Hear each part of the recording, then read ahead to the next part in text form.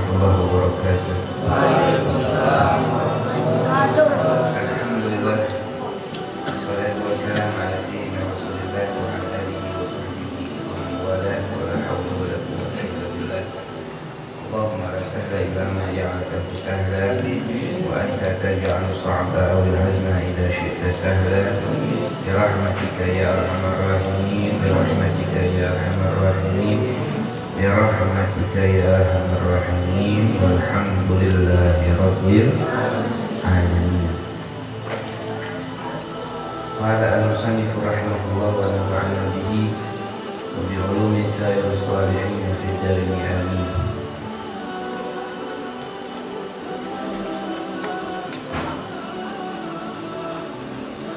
Bismillahirrahmanirrahim. Bismillahirrahmanirrahim. Halaman 5. Ya Ali idza kabarta lis-shalah. Ya Ali Ya Ali, idza kabarta lis-salati bis-salati fafarrij fafarrij asabi'aka asabi'aka warfa' yadayka hadwa mankibaika wa idza kabbarta fadha yaminaka ala shimalika fawqa surratika wa idza raka'ta fadha yadayka ala rukbatayka wa farrij baina asabi'ika.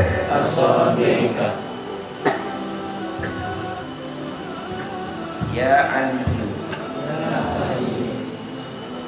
wahai Sayyidina Ali.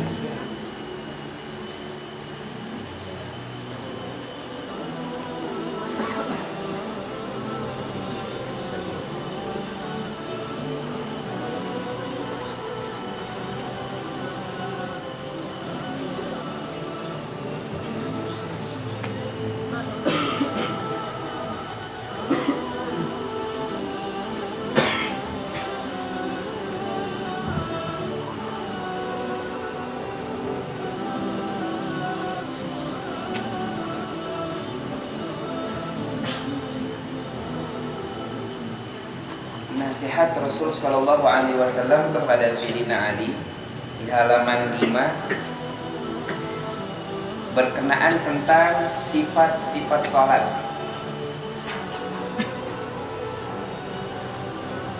Beliau Rasul Shallallahu Alaihi Wasallam memberikan arahan kepada beliau Sayyidina Ali, mantuknya, sahabatnya, sepupunya Rasul Sallallahu Alaihi Wasallam. Wahai Ali, jika engkau kabarta itu bertakbir untuk apa? Lisholat. Jika engkau bertakbir untuk mengerjakan sholat, fafarrij. Itu artinya apa? Fafarrij.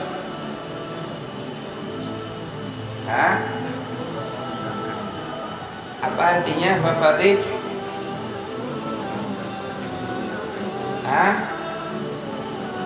Renggangkan.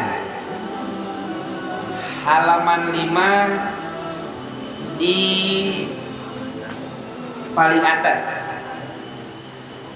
Di halaman 5 paling atas. Baris yang keberapa? Baris yang ketiga.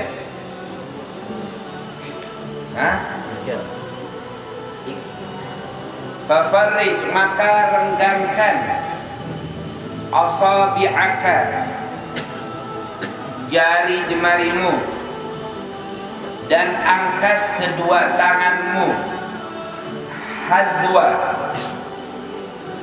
mankibaika.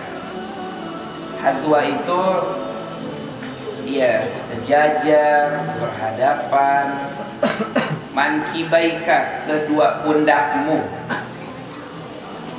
Ayo sini. Ini membahas tentang sholat.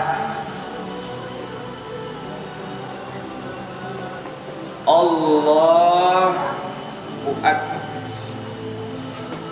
Ketika bertakbir untuk sholat, ketika tangan sudah mulai diangkat untuk bertakbir, ucapan takbir dimulai. Allah bar itu ketika sudah bar, sudah sampai antara ini farid aswabiaka. Pertama nasihat Rasulullah, farij aswabiaka, jari jemarinya itu diregangkan, bukan begini. Bukan begini ketutup atau bukan apa menunduk ya, atau begini nunduknya begini. Ah, wow, cantik. Bukan. Ya, menghadap kiblat. Apa? Butunul asabi', telapak tangannya menghadap kiblat, ya. Dan mohon maaf, tidak terlalu harus diiniin, enggak begini. Agak sedikit dia mah diredupkan. Enggak terlalu begini.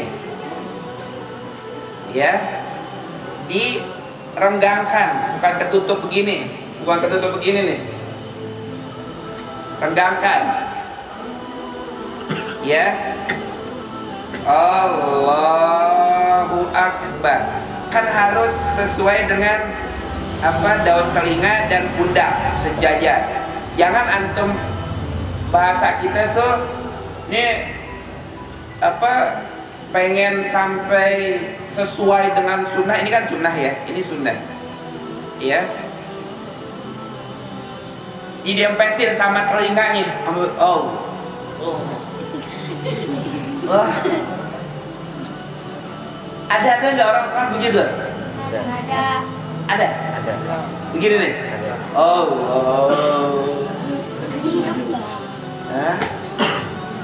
Iya.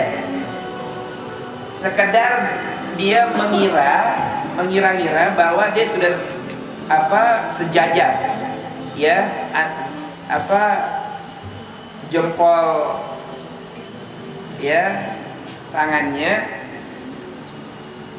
di apa daun telinganya dan hadwa mankibaik ya sudah sejajar di pundaknya. Allahu Akbar. Ya.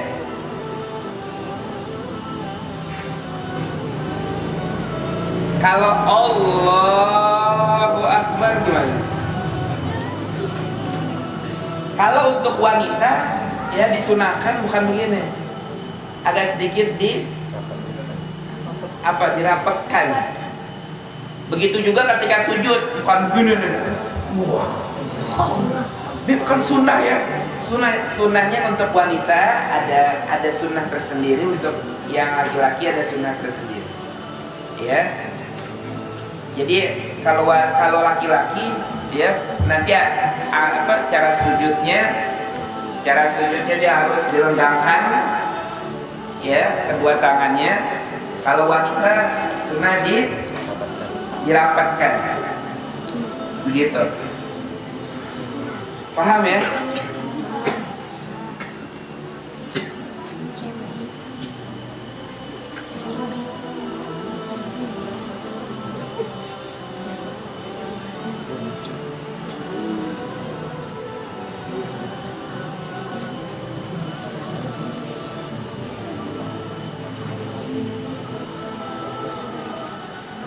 Wakshif wa farrik.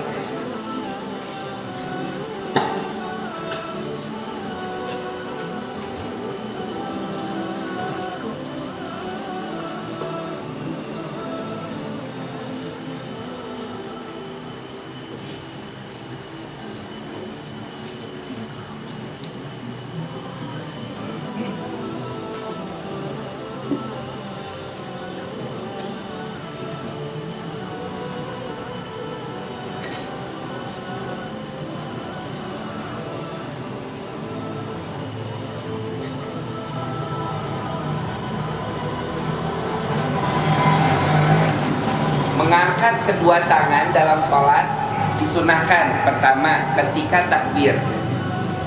Ketika ada empat mawadhi, ada empat keadaan dalam sholat disunahkan untuk mengangkat kedua tangannya. Pertama ketika takbir, Allahu Akbar. Ketika takbir, kalau misalkan takbirnya Allahu Akbar, jangan angkat tangan, sah karena sunnah. Mengangkat tangan dalam sholat itu ketika takbir sholat itu sunnah. Itu yang pertama. Yang kedua,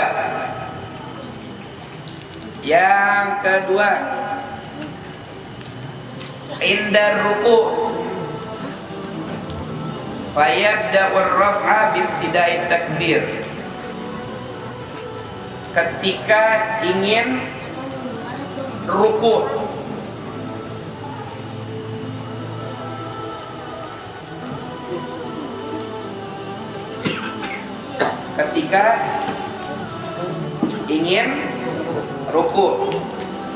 Allahu Akbar, dengan angkat tangannya itu mau ruku.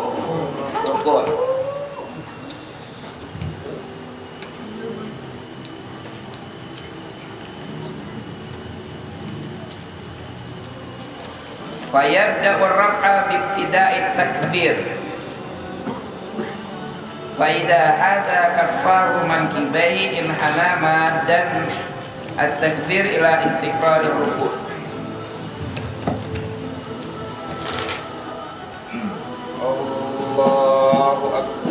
Allahu Akbar. Terus mau ruku'. Allahu Akbar. Pas yang ketiga, indal i'tidal fayabda'ur raf'a wa tasmi' ma ibtida'i ra'sihi. Ketika palanya diangkat, ya, baru dia mengucapkan Sami Allahu liman hamidah sambil mengangkat kedua tangannya. Sami Allahu liman hamidah Rabbana walakal. Ada berapa jadinya? Baru 3 kan? Satunya setelah bangun dari tasyahud awal. Kan tasyahud awal tuh ya, Allahumma sholli ala sayyidina Muhammad wa ala sayyidina Muhammad. Allahu Akbar. Ada 4. Sunnah untuk mengangkat kedua tangan.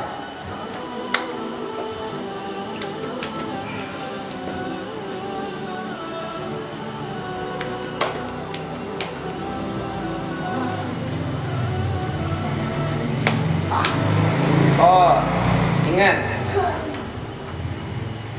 pas ngangkat tangannya tuh ketika tasyahud awal, kapan tuh mulai diangkat tangannya?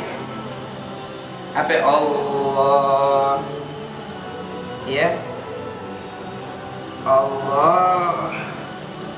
Nah pas lagi haddul, ketika inda wusulihi ila haddi aqal ruku', sampai batas dia ruku'. Ini kan ruku' begini ya batas dia. Ruku' gini ya, batas ruku' nih. Dia baru angkat tangan. Allah. Wa akbar gitu ya. Allahu akbar.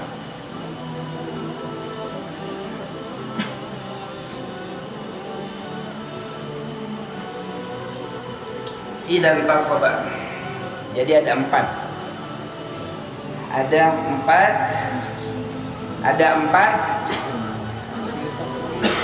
Ya, ada 4 keadaan sunnah untuk mengangkat kedua tangannya.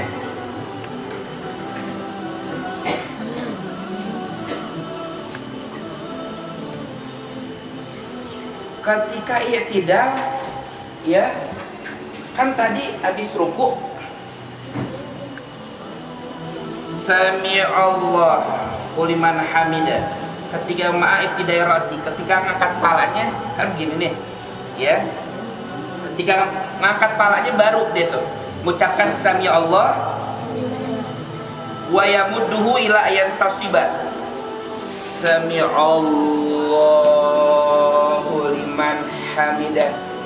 Ini tangan nih pas lagi i'tidal didekap kemari atau begini.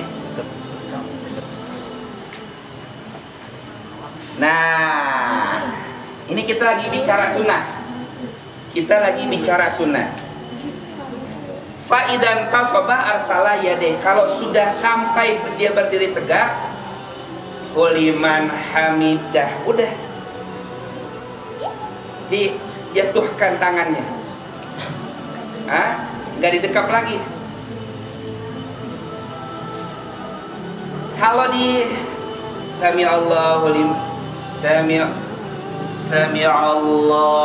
liman hamidah, antum mau di ini lagi nih, ya nggak paham kan, nggak jadi masalah. Tapi yang sunnah diluruskan.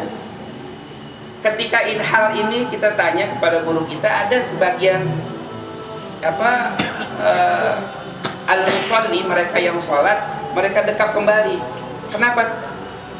Biasanya dia Sami Allah, ini tangannya gerak-gerak lagi, Allah mana hamidah, begini lagi nih, karena kebiasaan.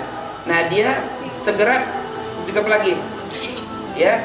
Nah lebih baik dan sangat dianjurkan dia pegang tangannya lagi agar tidak. Ini ente begini nih, ya.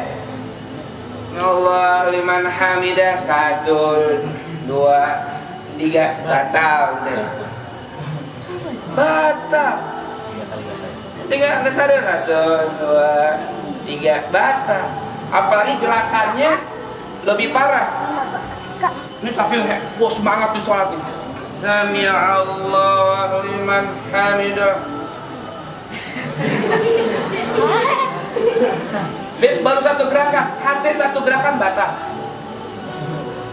Ada dalam gerakan yang membatalkan sholat tidak harus 3 gerakan. Walaupun hanya 1 gerakan, tapi 1 gerakannya fatal, batal sholatnya.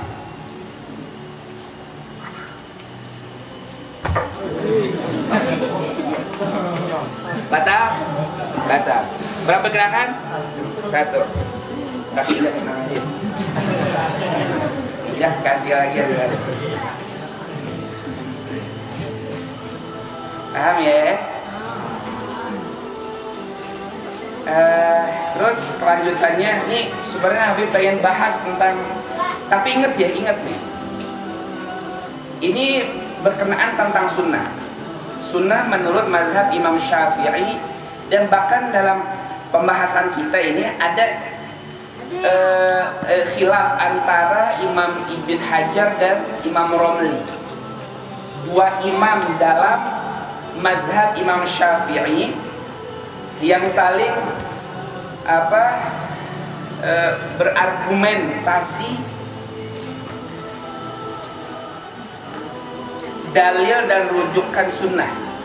Dalam setiap hukum beliau saling berdebat, ya. Kita pernah dengar tuh Imam Romli sama Imam Ibn Hajar. Kalau Imam Romli ini orang tajir, ulama tajir, ya. Imam Romli seorang ulama tajir. Kalau Ibn Hajar ulama tapi sederhana hidupnya. Ini dia nih. Dengerin. Oi. Ibn Hajar punya bini dia. Bininya ngomong begini, nih namanya perempuan ya.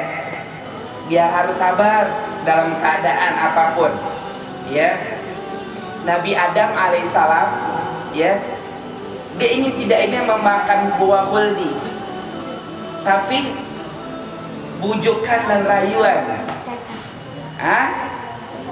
Istrinya seorang wanita mampu untuk mengalahkan pendirian Nabi Adam alaihissalam. kesuksesan dan keberhasilan seorang suami terdapat istri yang solehah. Wah, korupsi pasti ada apa yang mendukung dibalik kinerja seorang suami, biasanya seperti itu. Akhirnya istrinya Imam Romli ngomong begini, Bang, Ibn Hajar nih, Bang, kita hidup begini-begini amat. Tuh liatin tuh Imam Romli tuh, kan kita sama-sama keluarga kiai. Abang saling berdebat dalam hukum agama, ya. Abang punya pengikut, Imam Romli juga punya pengikut. Kok abang hidup di begini-begini aja, Bang? Nggak kayak Imam Romli itu enak, dia punya bini, emasnya, kalungnya kemana-mana. Hah? Nah, akhirnya kata Ibn Hajar, duhai istriku, kau menginginkan hal itu semua, ikut diriku. Ayo. Akhirnya dia punya ada sumur di belakang rumahnya. Engkau timba apa yang ada dalam sumur itu. Dia timba semuanya ada emas. Terus Ibn Hajar bilang sama istrinya, ayo sayang, kamu pilih emas atau pilih apa? Engkau pilih emas itu yang hanya sementara atau diri? Jika Allah menginginkan kepadaku untuk hidup dalam berkelimang dengan harta, mampu. Namun ku lebih memilih hidup berkecukupan dan penuh dengan keberkahan. Subhanallah, istrinya baru sadar, oh iya, salah ya. Biar kok seperti itu ya? Bininya kiai, bininya ulama, jangankan bininya ulama, bininya kiai, bininya sahabat, Sayyidina Umar bin Khattab. Ini tapi jangan ada alasan ya, kalau bentak-bentak suami, oh ente aja bukan sahabat, bukan ulama, gimana aneh, wajar dong, jangan diambil itu ya. Buat akhwatnya, bininya Sayyidina Umar bin Khattab kan begitu juga. Sayyidina Umar bin Khattab sampai di luar gerbangnya, suara dari dalam nih. Kalau bahasa kita, abang gimana sih jadi khalifah? Wah, cercaan dari istrinya. Sayyidina Umar, setan aja takut sama Sayyidina Umar, bininya kagak takut. Subhanallah, hebat ya wanita ya. Hah? Sayyidina Umar nih gagah pemberani. Setan nih, kata Rasulullah, kalau setan nih di gang nih papasan ya sama Sayyidina Umar, dikabur tuh. Wah, Sayyidina Umar takut tuh setan sama Sayyidina Umar. Bininya Sayyidina Umar agak takut. Subhanallah. Terus kata Sayyidina Umar, ada rakyatnya, ada sahabatnya. Dia pengen bercerita kepada Sayyidina Umar, ngeluh nih. Bininya cerewet bener. Ya. Udah akhirnya pas ngeliat Sayyidina Umar diperlakukan oleh istri seperti itu, dia diam nih. Mundur lagi deh. Besoknya ngomongin, wahai Amirul Mukminin, sebenarnya kedatanganku semalam ingin bercerita, ingin mengeluh kepadamu, ingin curhat kepadamu tentang perihal istriku terhadap diriku yang tidak pantas, wahai Amirul Mukminin. Ternyata kulihat sosok dirimu, kau diperlakukan istrimu seperti itu, bagaimana aku, wahai Amirul Mukminin? Terus Sayyidina Umar bin Khattab bilang begini, coba nih dengerin. Nih kita dengerin. Sayyidina Umar bilang apa ya? Ya udah, biar sabar. Kalau istri ente lagi marah-marah, wajar dia marah. Kenapa? Dia udah boring, udah capek ngurusin anak kita. Tuh lihat, udah udah ngidam, udah hamil, ya udah melahirkan, habis melahirkan ada darah nifas. Itu darah yang keluar, apalagi darah haid, darah nifas itu sebagian wanita merasakan kesakitan loh. Subhanallah, udah capek, sakit. Udah wajar deh, maklumin aja. Kalau temperaturnya nih cepat marah-marah. Udah, Kalau kita mah nggak sampai berat kayak dia. Subhanallah, tuh bijaksana kan? Nah, ya. Ala kulihal. Nah terus kok nyambungnya ke ini? Nah, wa idza kabbarta. Ayo lanjutin. Wa idza kabbarta. Udah. Kalau kalian takbir, fadha yaminaka. Oh, kalau kalian takbir, maka habis itu letakkan tangan kanan di atas, tangan kiri di atas pusarmu.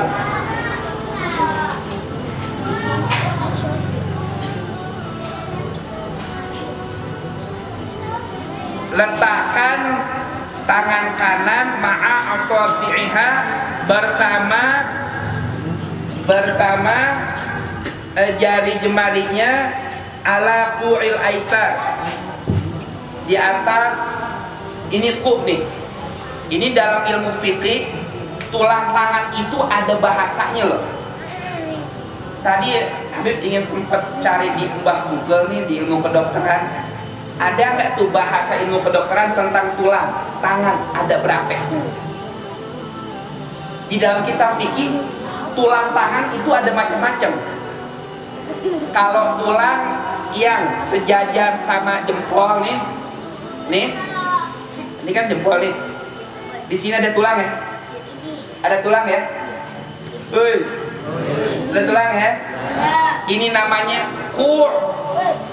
Apa ya? Kur. Kalau tulang yang ada ya di jajaran kelingking, nih, ini namanya lain lagi, bukan kur. Bentar.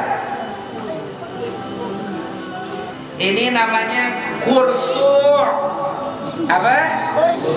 Kursur. Kalau yang gini, kalau tulang yang sejajar dengan jempol tangan namanya kur. Kalau yang sejajar dengan kelingking kursur. Kursur. Nah, kalau tulang yang ada di tengah-tengahnya ini tulang nih, ada ini tulang. Ini kan ini tulang nih. Di sini nih tulang nih. Ini ada nih. Ya. Perbatasan nih tulang nih. Itu namanya apa? Rushu mawasat. Rushu mawasat. Ya. Rushu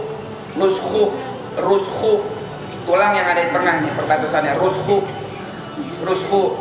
Nah, yang disuruh kita letakkan tangan kita pas lagi sholat, ya, tangan sebelah kanan beserta jari jemarinya di atas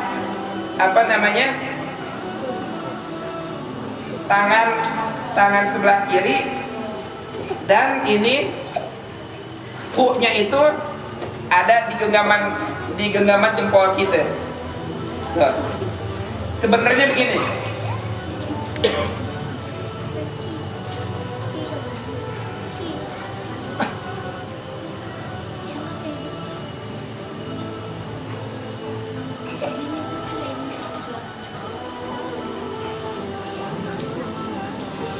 Qabidan laha asfala sadar.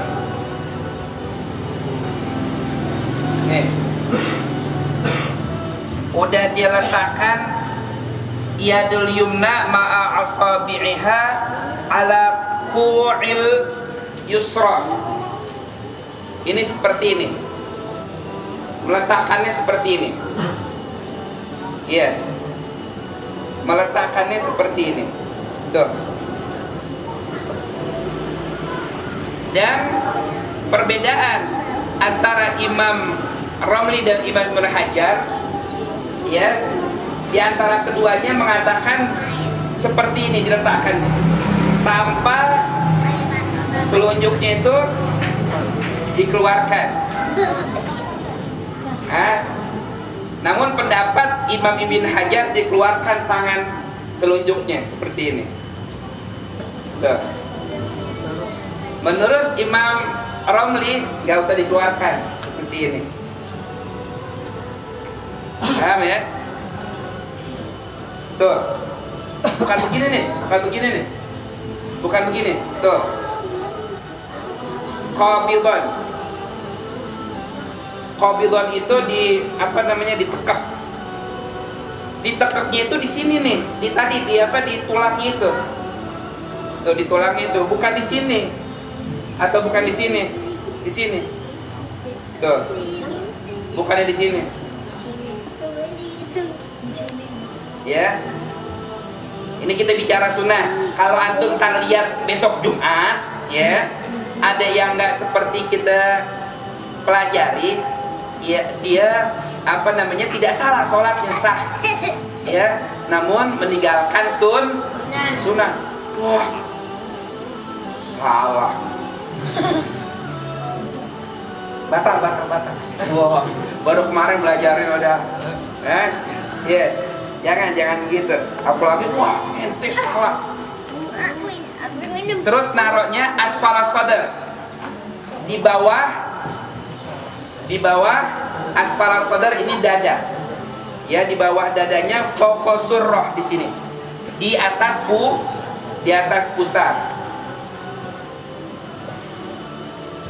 Ada pembahasan lagi di sini.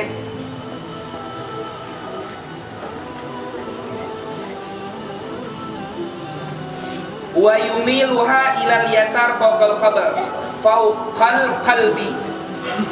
Yumiluha ilal yasari fauqal qalbi. Sebagian yang lain mengatakan, ulama yang lain meletakkannya itu sedikit mencong ke kiri, fauqal qalbi, di bawah hati, ke kiri, bukan di sini. Antum pernah lihat orang sholat, ya, Allahu Akbar, ini kan kiri ya, taruhnya di sini. Pernah lihat?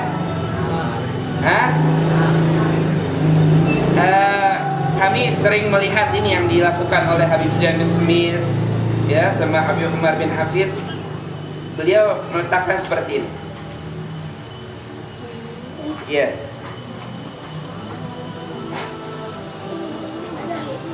Di annahu mahalun niyah wal. Nah, alasannya kenapa ditaruh di paling kiri, ya, fauqal qalbi, di atas, ya, di atas hati, ya. Kenapa? Karena itu tempatnya niat. Niat itu ada di hati. Tempat khusyuk ada di situ. Jadi menutupi, bahkan untuk menutupi gangguan syaitan, ditekap di situ. Allahu Akbar. Iya.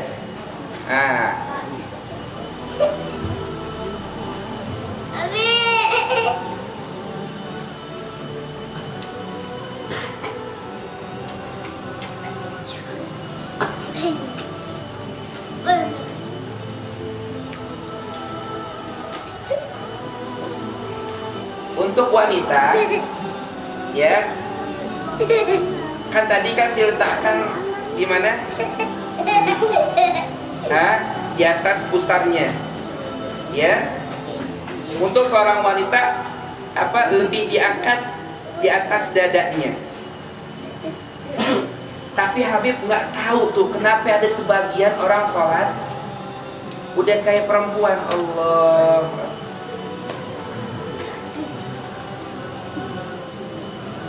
Kalau lihat-lihatnya serasanya kayak mumi Fir'aun, ya.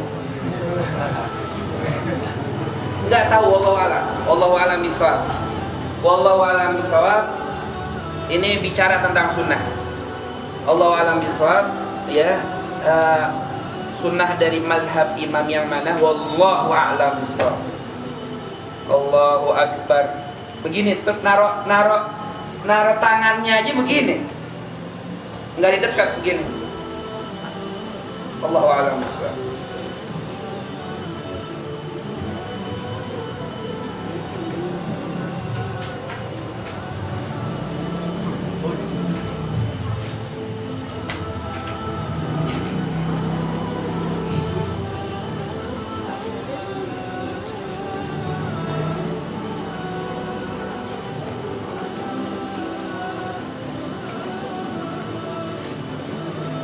Wa idza raka'ta, jika apabila engkau ruku, maka letakkan kedua tanganmu ala rukbatai. Apa? Maka letakkan dua tanganmu di atas dua, apa itu situ? Dua lutut. Wa farid baina asabiika, dan renggangkan jari jemarimu. Ruku nih. Sekarang ruku. Maddu dhahri wal unqi. Ya. Memanjangkan zuhur, pundaknya. Wal unqi, apa unuk itu tulang yang ada di belakang, sejajar dengan pundak, unqu. Wa nasbu saqaihi wa fakhidai. Nih. Wa tafriq bainahuma biqadri shibrin. Pertama, maddu dhahri wal unqi. Sejajar. Kalau orang dulu katanya kalau dia taruh di atasnya papan sejajar gitu ya. Cara tahunya nih sunnahnya. Allahu Akbar. Bukannya begini ya, bukan begini ya. Bukan. Terus bukan begini juga.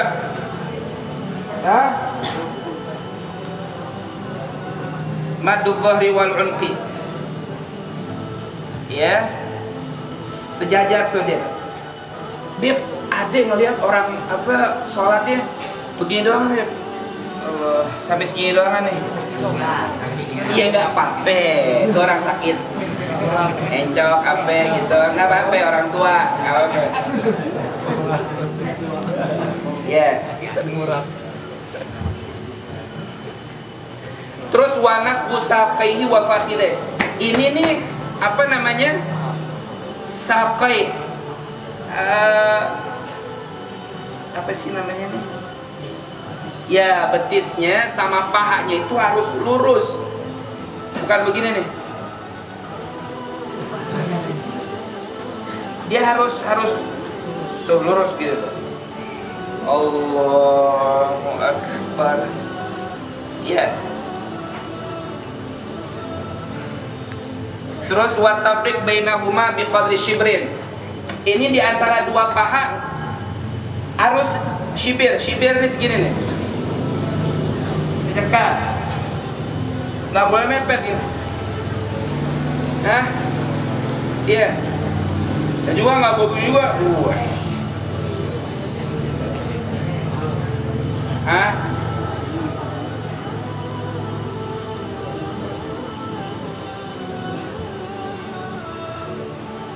Wahdhu rukbatayhi biyadayhi wa kashfuhuma.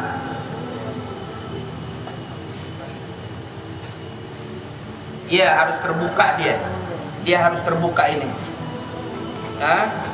Kedua lututnya harus terbuka.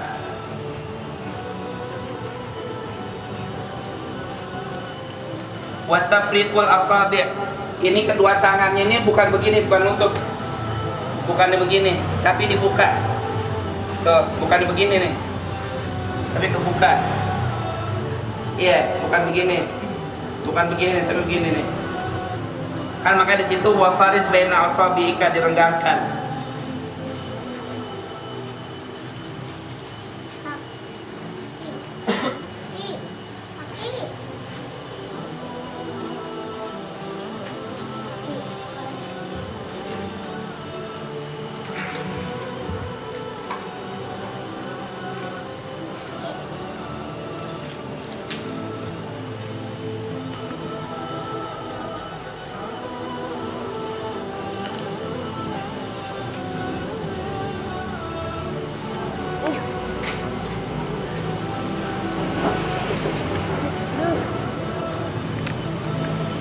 Gimana, paham nggak nih? Hah? Ini baru takbir, ya, sifat-sifat takbir sama ruku. Ya. Nanti sujud bagaimana di sini, tapi di sini nggak ada arahan untuk sujudnya. Ya.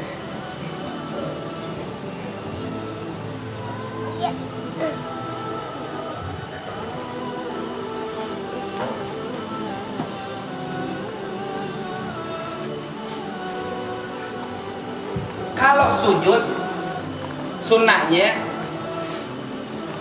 sujud sunnahnya, ini tambahan ini, situ nggak ada. Ya, nah, ya nasihat Rasulullah kepada Sayyidina Ali yang untuk sujudnya jadi disebutkan, kalau untuk sujud wad'u rukbataihi tsumma yadaihi. Kalau pas sujud taruh lututnya dulu. Allahu akbar. Lutut dulu, terus habis itu tangan. Habis tangan, ya, dahinya, wa anfihi ma'an, jidat sama hidung berbarengan, ya, seperti itu. Paham nggak? Itu cara meletakkannya.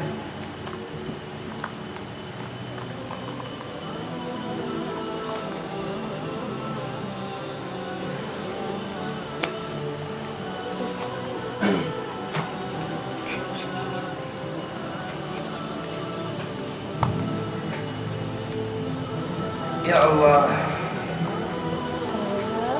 sepakat gak kalau pertemuan yang akan datang,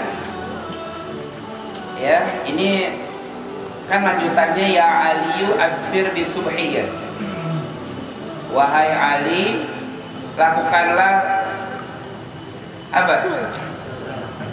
Di saat terang fajar akan sholat subuh. Ini sunnah. Sholat subuh maksudnya terang, bukan terang udah terbit matahari, itu maka subuh namanya. Itu kesiangan. Sunnah sholat subuh itu di waktu jawaz. Ini sekarang kan kita udah ada apa namanya, pelita nih, udah ada lampu. Jadi ada apa, sholat pas jam 4:05, kan subuh jam 4:05 ya? 45, jam 4:05, jam 4:05 lah, 5:06 itu subuh. Nah, kita sholat ketika itu boleh fadilah, tapi yang dianjurkan, yang disunahkan sholatnya itu, ini kalau kita ada di gun, nggak ada lampu deh nih, di tengah hutan, kita sunnah sholat subuhnya, ya, udah agak bisa membedakan teman samping kita nih. Oh, si Udin, oh ini dia, baru kelihatan tuh mukanya. Nah, itu sunnah untuk sholat subuhnya. Makanya orang tua dulu, guru-guru kita, habis adzan gak langsung sholat subuh. Ngapain? Baca zikirnya. Itu apalagi baca istighfarnya 27 kali. Astagfirullahal mu'minin wal mu'minat, astagfirullahal mu'minin wal mu'minat. Antum pernah sholat subuh gak di Cidodol sama Imam? Hah? Iya. Sholat subuh di Cidodol. Nah, itu antum bisa perhatikan deh guru-guru kita. Habis azan subuh dia nggak langsung apa sholat sunat terus langsung qomat, enggak. Tapi baca dulu zikir sekitar 20 atau 15 menit baru mereka sholat. Karena itu waktu yang disunahkan. Allahu a'lam bishawab, ya. Boleh kita bahas kitab sholat untuk pertemuan yang akan datang? Boleh nggak nih? Sepakat nggak? Kita bahas tentang kitabus sholat, masalah fikih nih. Apa lanjutin aja, Bang Obi? Lanjutin apa Apa kita mau perinci nih tentang sholatnya nih? Gini mau diperinci apa? Udah jangan banyak deh aja deh.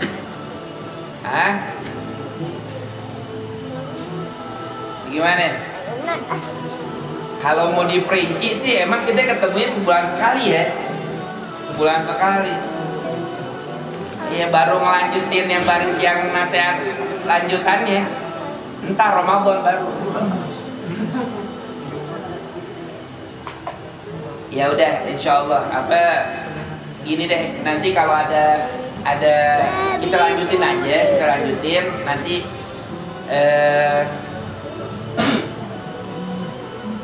ada waktu gitu kita bahas tentang sholatnya lagi gitu ya. Nah, biar ketinggalan. Wallahu a'lam bishawab. Apa? Tawasul? Tawasul dulu. Apa doa? Apa dulu?